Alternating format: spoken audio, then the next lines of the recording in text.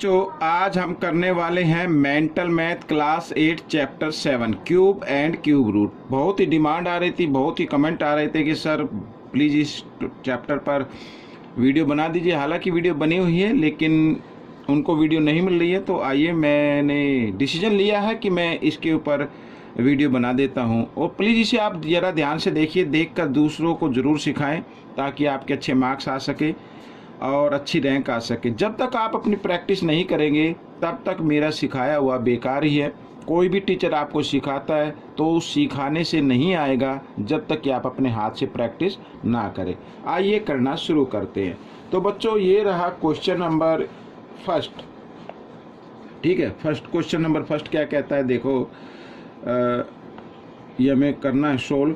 If x equal 3, यहाँ पे cube root है, ठीक है, 10 बाई और इधर है नीचे 0.27, फाइंड x प्लस 2/3।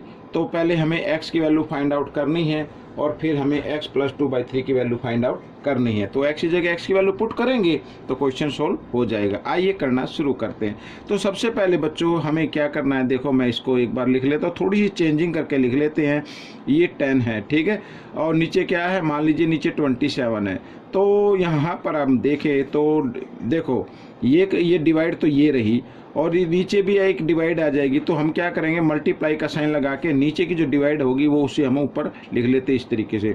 पॉइंट के लिए 1 लगाया, पॉइंट के पीछे 2 डिजिट है तो 2 0। अब ये समझो इसका पॉइंट हट गया है, ठीक है, इस तरीके से। आइए तो देखो हम इसको लिख सकते हैं इस तरीके से। अब ये देखो 100 को 10 से मल्टीप्लाई करेंगे तो 1000 हो जाएगा और नीचे आ गया 27। अब बच्चों x की वैल्यू आप फाइंड आउट कर सकते हैं। तो 1000 का क्यूब रूट क्या होता है, 10 होता है, और 27 का क्यूब रूट क्या होता है, 3 होता है, ठीक है, इस तरीके से। तो हमें जो वैल्यू फाइंड आउट करनी है ये x की वैल्यू आ गई एक तरीके से।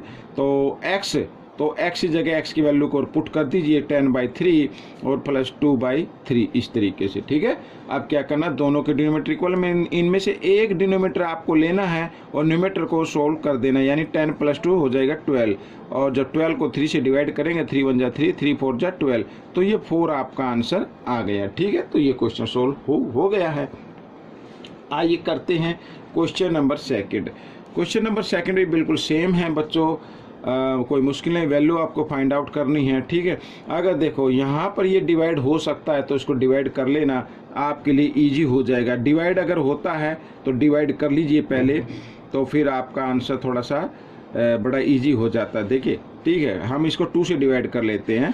तो 2 × 2 = क्या आएगा, 4 आएगा इधर, और 2 × 7 = 14, ये आ गया। 2 से इसको डिवाइड कर, 2 × 5 = 10, ठीक है, और 2 × 1 = 2, 2 × 2 = 12, ये आ गया बच्चों। तो ये इधर मैं इस तरीके से कर लेता हूँ, ठीक है। तो 512/27। अब बच्चों 512 का क्यूब रूट आपको मालूम होगा 8 होता है और 27 का क्या होता है, 3 होता है, ठीक है। तो ये बच्चों आपका आंसर बन गया। तो इस तरीके से आपको करना है।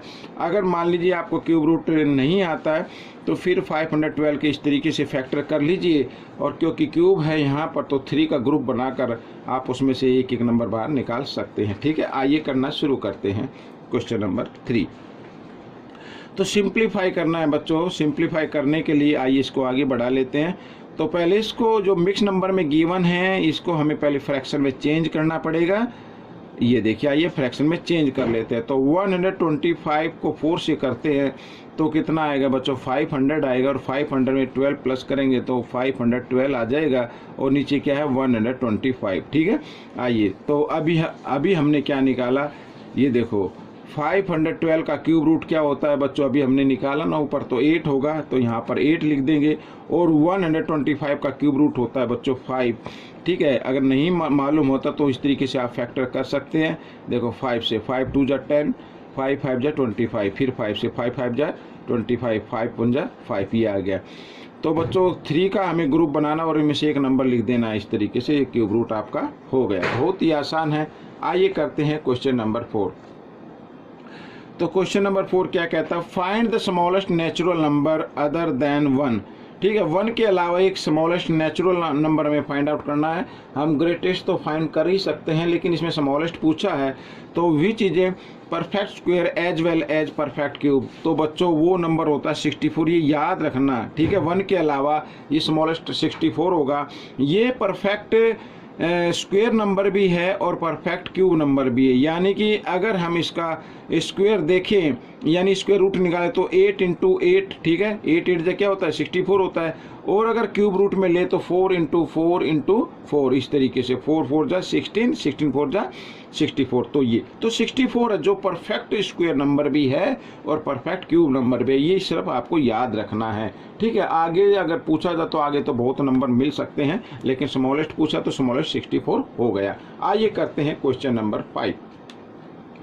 तो क्वेश्चन नंबर 5 क्या कहता है, find the maximum number of digit in the maximum number of digit हमें फाइंड आउट करना, cube of 4 digit number. 4 digit number, तो 4 डिजिट लार्जेस्ट नंबर आप ले लीजिए, ठीक है। इस तरीके से अगर हम इसका क्यूब इसका क्यूब निकालें तो उसमें मैक्सिमम नंबर कितने होंगे, ठीक है, हमें ये फाइंड आउट करना है। तो करने का तरीका सबसे पहले क्या है, अगर आपको इसको 3 टाइम्स मल्टीप्लाई करेंगे इस तरीके से, ठीक है, तो काफ़ी टाइम लग जाएगा। तो मैं आपको बताता हूँ इस तरीके से अगर आप इसको 3 टाइम्स मल्टीप्लाई करें, क्योंकि किसी भी नंबर को 3 टाइम्स मल्टीप्लाई करते तो क्यूब आ जाता है, लेकिन अगर इस नंबर को 3 टाइम्स मल्टीप्लाई करते हैं तो काफ़ी टाइम लग जाएगा और मिस्टेक होने की भी पॉसिबिलिटी बनी रहती है। तो करना क्या है बच्चों, इसमें आप ना 1 ऐड कर दें, वो अगर हम इसमें 1 ऐड कर देंगे, ठीक है, तो ये 5 डिजिट हो जाए, 1 2 3 4 5, अब तो 4 था ना, 1 ऐड होते ही 5 डिजिट हो जाएगा। अगर हम इसका क्यूब रूट निकालते हैं, इसका क्या निकालते हैं, क्यूब रूट निकालते हैं इस तरीके से, तो ये इसका क्यूब रूट निकालना बड़ा इजी हो जाता है। 1 को 1 से मल्टीप्लाई किया, ठीक है, इस तरीके से ये 1 आ गया, और 4 0 इधर है, 4 0 इधर है, 4 0 इधर है, टोटल 0 कितनी हो गई बच्चों, टोटल 0 हो गई यहाँ पर 12 0 हो गई, ठीक है। 1 2 3 अच्छा 4 0, ये 4 हो गई, 4 ये 4 हो गई, और ये भी 4 हो गई, ठीक है।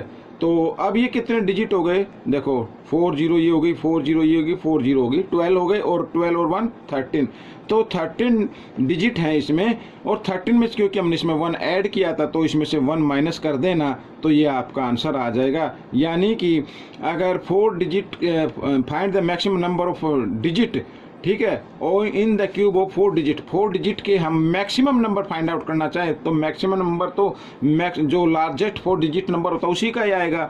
तो इस तरीके से हम इसको फाइंड आउट करने हैं, ठीक है। अगर 9999 का हम क्यूब रूट निकालेंगे, सॉरी क्यूब निकालेंगे, क्यूब रूट नहीं, क्यूब रूट तो ये ऑलरेडी है, तो क्यूब निकालेंगे तो उसके जो डिजिट की संख्या होगी वो क्या हो जाएगी, 12 हो जाएगी, और इस तरीके से आपको कर लेना है। चाहे तो आप इसकी और प्रैक्टिस कर सकते हैं, 9 ले सकते हैं, 99 ले सकते हैं, 999 को भी लेकर आप इसमें सॉल्व कर सकते हैं। आइए करना शुरू करते हैं क्वेश्चन नंबर 6। तो ये रहा आपके सामने क्वेश्चन नंबर 6 बच्चों, बहुत ही आसान है, और है तो ये क्वेश्चन नंबर 5 की तरह, लेकिन इसमें मिनिमम नंबर में फाइंड आउट करना है ऑफ 3 डिजिट नंबर। अब 3 डिजिट का मिनिमम नंबर फाइंड आउट करना तो स्मॉलेस्ट हमें क्या लेना पड़ेगा, 3 डिजिट का नंबर लेना पड़ेगा, और ये तो बड़ा आसान है। इसका अगर हम क्यूब निकालें तो इसको हम 3 टाइम्स मल्टीप्लाई कर देंगे इस तरीके से, ठीक है। 1 को 1 से मल्टीप्लाई किया, 1 आ गया, और इधर 2 0 इधर है, 2 0 इधर है, 2 0 इधर है, यानी टोटल 6 0 हो गई, ये हो गई। तो टोटल नंबर कितने आते हैं, 1 2 3 4 5 6 7, तो 7 आ जाएंगे बच्चों। अगर स्मॉलेस्ट डिजिट का हम 3 डिजिट का जो कोई स्मॉलेस्ट नंबर है उसका अगर हम क्यूब निकालें तो उसके डिजिट की जो नंबर होंगे वो क्या होंगे, 7 होंगे, ठीक है। तो इस तरीके से आपको ये कर लेना है। क्वेश्चन नंबर 7, तो क्वेश्चन नंबर 7 क्या कहता है, देखो 64b और इधर लिखा है b की power 4, then find the value of B square की वैल्यू फाइंड आउट करनी है। आइए करना शुरू करते हैं। तो देखो हम दोनों तरफ LHS और BHS में b कॉमन है, तो b हम बाहर ले लेते हैं इस तरीके से, और यहाँ पर बच गया 64 और इक्वल इधर बच गया बच्चों क्या, b की पावर 3, ठीक है, इस तरीके से बच गया। तो अब देखो यहाँ पर 64 गिवन है, ठीक है, क्या दिया हुआ 64 गिवन है, तो इस 64 को हम लिख सकते हैं बच्चों इस तरीके से लिख सकते हैं, 4 की पावर 3 लिख सकते हैं, और इधर b की पावर क्या लिख सकते हैं बच्चों, 3 तो है ये यहाँ पर, समझ में आ गया। तो इस तरीके से आपको कर लेना है। ये मैं इधर ये लगा देता हूँ। इस बी की वैसे अब कोई वैल्यू है नहीं, तो इसको तो आप छोड़ ही दीजिए, ठीक है। बी इज इक्वल नॉट है 0 के, ये भी ध्यान रखना है, यानी बी की वैल्यू 0 नहीं आनी चाहिए। अब हमें देखो करना क्या है यहाँ पर, अब पावर, अब इसका मतलब ये बेस इक्वल है तो पावर भी इक्वल है, और पावर इक्वल है तो पावर को आप यहाँ पर कैंसिल कर सकते हैं। तो बी की वैल्यू क्या आ गई, बी इक्वल आ गया 4। हमें तो बी की पावर जो गिवन है 2, हमें तो ये वैल्यू फाइंड आउट करनी है, ठीक है। तो b की पावर 2 यानी b की वैल्यू जो है 4, उसकी भी पावर हम लगा देंगे। तो 4 को 2 टाइम्स मल्टीप्लाई करेंगे तो 16, ये आपका आंसर आ जाएगा। इस तरीके से आपको ये क्वेश्चन सोल्व कर लेना है। आइए करते हैं नेक्स्ट क्वेश्चन, क्वेश्चन नंबर 8। तो क्वेश्चन नंबर 8 क्या कहता है, देखो 0.3 की पावर 3 है और माइनस 0.2 की पावर 3 है। तो हमें इसको माइनस करना है। तो 3 को 3 टाइम्स मल्टीप्लाई करेंगे तो 27 आएगा, और 2 को 3 टाइम्स मल्टीप्लाई करेंगे 8 आएगा, और बीच में आ जाएगा माइनस का साइन, ठीक है। लेकिन यहाँ पर 1 डिजिट के बाद डेसिमल है, क्योंकि हमने इसको 3 टाइम्स मल्टीप्लाई किया है इस तरीके से, ठीक है। मैं आपको दिखा देता हूँ, इस तरीके से ये मल्टीप्लाई हमने किया है। तो टोटल 3 डिजिट के बाद डेसिमल माना जाएगा। 1 के इधर है, 1 इधर है और 1 इधर है, तो 3 डिजिट के बाद हम डेसिमल लगा देंगे इस तरीके से 1 2 3, यहाँ पर ये डेसिमल हमने लगा दिया। तो ठीक इसी प्रकार भी इसमें भी 3 डिजिट के बाद डेसिमल माना जाएगा। तो 1 2 3 इस तरीके से, ठीक है। अब आपको करना है माइनस। बच्चों माइनस करने के लिए आपको क्या करना है, देखो तो 0 पॉइंट यहाँ पर देखो ये ग्रेटर नंबर है और इसमें से स्मॉलर नंबर हमें माइनस करना है। तो चाहे तो आप इधर लिखकर माइनस कर सकते हैं। बस आपको एक चीज़ ध्यान रखनी है कि डेसिमल के नीचे डेसिमल आना चाहिए, ठीक है। अदरवाइज डेसिमल को थोड़ा सा इधर उधर कर दे तो क्वेश्चन गलत हो जाएगा। अब 7 में से 8 माइनस नहीं होगा, यहाँ से बोरूलिए 17 में से 8 माइनस करेंगे 9 आ जाएगा, इधर रह गया 1, ठीक है, और 0.0 तो ये आपका आंसर आ जाएगा। तो इसको मैं लिख देता हूँ 0.019, ठीक है, ये आपका आंसर आ गया। आइए करते हैं नेक्स्ट क्वेश्चन, क्वेश्चन नंबर 9 क्या कहता है, ये भी बड़ा इजी है। Find the unit digit. Unit digit हम आपको फाइंड आउट करनी है, यूनिट डिजिट क्या होगी, ठीक है। अगर इसका हम क्यूब रूट निकाले तो यूनिट डिजिट क्या होगी। आइए देखो 216 का तो आपको मालूम ही है ना, 216 को हम लिख सकते हैं बच्चों। अब क्योंकि आप 8 क्लास में हैं तो इतनी प्रैक्टिस आपको कर लेनी चाहिए। अगर नहीं आता है तो आप इसके फैक्टर कर सकते हैं, जैसे 1728 के अगर आपको फैक्टर करने हो तो आप इधर फैक्टर करके देख सकते हैं। आइए हम इसका करना शुरू कर देते हैं। देखो 216 इसको लिखेंगे 6 × 6 × 6, ठीक है, और इंटू। अब बच्चों यहाँ पर देखो यूनिट डिजिट में क्या आया हुआ है, 8 आया हुआ है। तो 8 तो बच्चों 12 के किस पे आता है, 12 के क्यूब पे आता है। अगर 2 का हम क्यूब निकाले तो 2 का क्यूब क्या होता है, 8 होता है। तो इसका मतलब है कि अगर यूनिट डिजिट पे 2 होगा तो 8 आएगा। मान लीजिए 2 है, ये 12 है सॉरी, तो 12 का अगर हम क्यूब निकालें तो पहले 12 को 12 से क्या कीजिए आप मल्टीप्लाई कीजिए तो 144 आ जाता है। इसको फिर अगर हम 12 से मल्टीप्लाई करते तो देखते क्या आता, 2 4 जा 8, तो 2 4 जा 8, 2 1 जा 2, ठीक है, इस तरीके से। और इधर आ गया 144।